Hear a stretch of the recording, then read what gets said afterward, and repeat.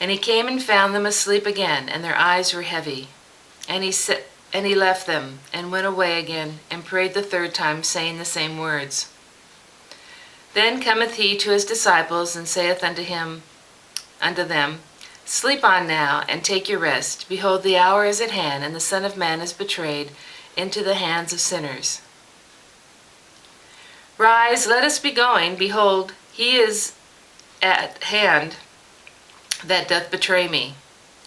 And while he yet spake, lo, Judas, one of the 12, came, and with him a great multitude with swords and staves, from the chief priests and elders of the people. Now he that betrayed him gave them a sign, saying, Whomsoever I shall kiss, the same is he. Hold him fast. And forthwith he came to Jesus and said, Hail, Master, and kissed him.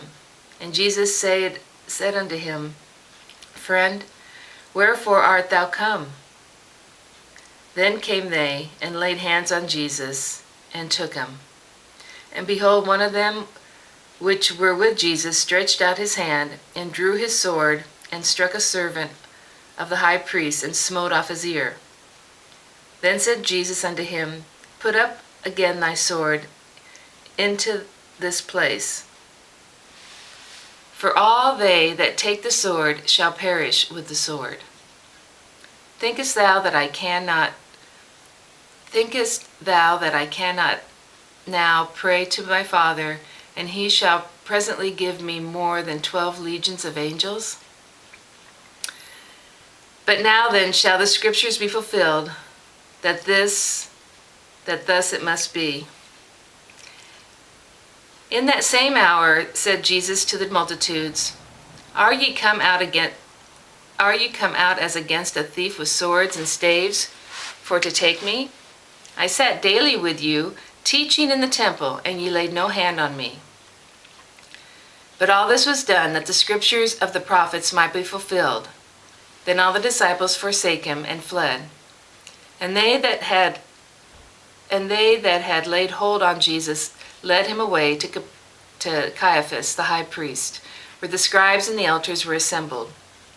But Peter followed from afar off unto the high priest's palace, and went in, and sat with the servants to see the end. Now the chief priests and the elders and all the council sought false witness against Jesus to put him to death, but found none. Yea, though many false witnesses came, yet found they none.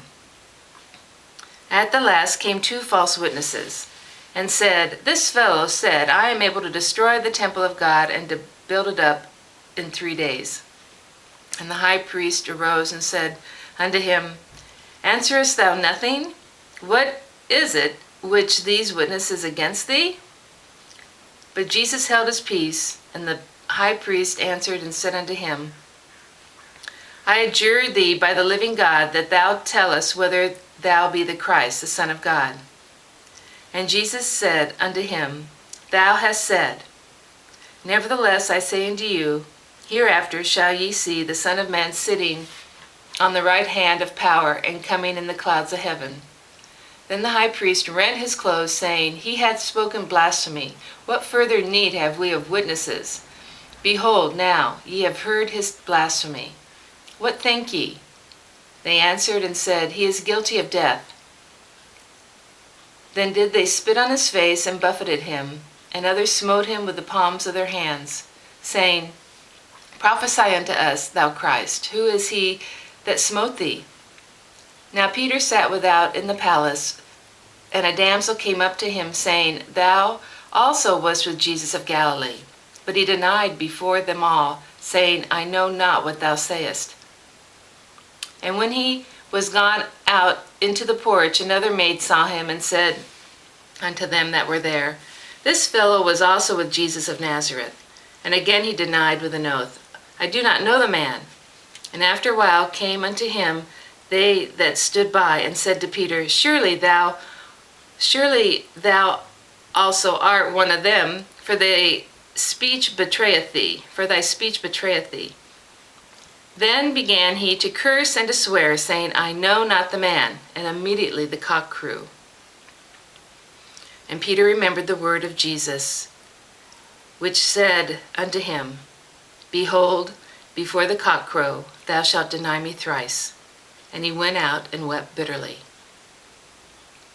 This is chapter 26 of the Gospel according to Matthew.